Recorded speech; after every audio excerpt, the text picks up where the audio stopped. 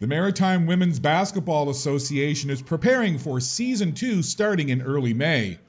And while Season 2 is front burner right now, there's also big plans for the league beyond this season.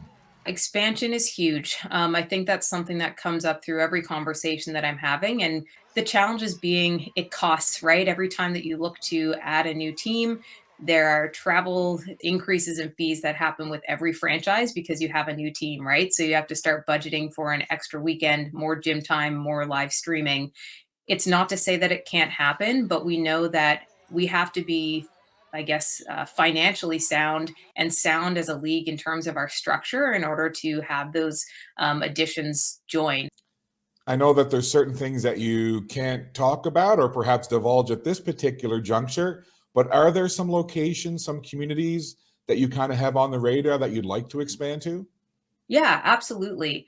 PEI for sure, right? We talked about this last year, and we know that there are a few folks that are interested in that area. So we've already had lots of discussions with them. Obviously, we know that Nova Scotia, we have so many universities and colleges that are within our province. So we are recognizing that the market is there. It's just a matter of trying to determine where is it? Is it based out of Truro? Is it based out of Antigonish, Cape Breton, right? So trying to identify where are the athletes that want to play, and then what are the supports that are within that area. And the last thing I think that we really have to consider is, again, how does that impact the structure of the league, right? So depending on where a franchise